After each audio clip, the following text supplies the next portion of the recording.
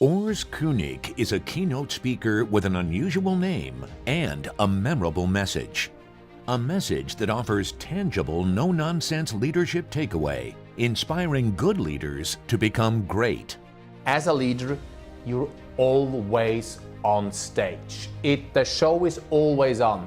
Your people are observing every single move of yours, and you better watch how you show up in the moments you don't think you're being observed.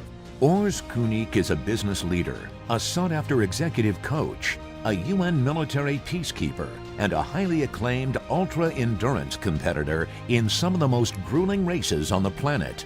Whether healing war zones as a peacekeeper, or crossing or failing to cross hard-fought finish lines, Urs Koenig's lessons in extreme leadership will empower your team to answer the question, what should we do differently on Monday? Urs shines a light on the undervalued importance of humility in leadership. But rejoining the military at almost 50, let me tell you, is not straightforward. So let me start with a little story. It's a dark winter morning last year in Switzerland. I just started my training and I dropped my bulletproof vest on the hard asphalt, and I'm being yelled at by a sergeant, 25 years my junior and well below my rank. I'm almost 50 years old. 2 days ago, I said a painful goodbye to my 2 young boys in Seattle. I'm here to be of service, to make a difference. I'm being chewed out by a young punk. It took all that I had not to make a snarky comment.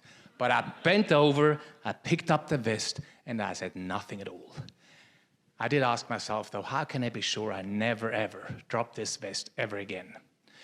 Little did I know that this would be one of many lessons in humility I would have to learn over the course of the next 9 months. Now, humility is not often talked about in the military, and believe me, much less often lived on the ground. And yet humility can make us better leaders in whichever organization we're a part of, and better human beings in our personal lives. And then it dawned on me that that's what humility and maybe even wisdom is all about. Not just in military peacekeeping, but in life. I will never have all the answers. We will never have all the answers, but we must. We must absolutely always strive to ask better, deeper, more meaningful, more insightful, more difficult questions.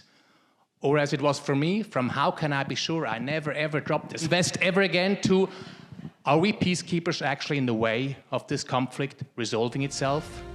When Urs suffered a near-death experience while competing in the race across America, he learned how to come back from loss and embrace failure as a key to success.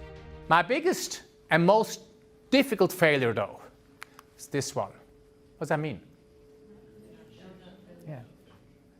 No athlete ever wants to see these 3 letters next to your name. Did not finish. I'm not the most gifted athlete, but I know I have one thing, which is grit. I really don't give up. I just don't. And I had to concede. I did not finish the race across America. It was diagnosed as HAPE, high altitude pulmonary edema. That's the stuff people die on Everest, right? So my oxygen saturation, when you go to the doctor for the physical, they put that thing on your finger, and what's the normal value? 99 at sea level. I was at 44%. I was that close to dying. I was that close. So instead of finishing the race across America like I was dreaming and planning on for more than a year, for years, I was being helicoptered, choppered to Albuquerque into ICU, where I spent another couple of days, and then another couple of days in hospital, and then a long drive back to Seattle. More medical complications on the way. I felt devastated. I felt like such a failure. What did I learn from this failure? And maybe there's a lesson or two for all of us to learn here. The first one is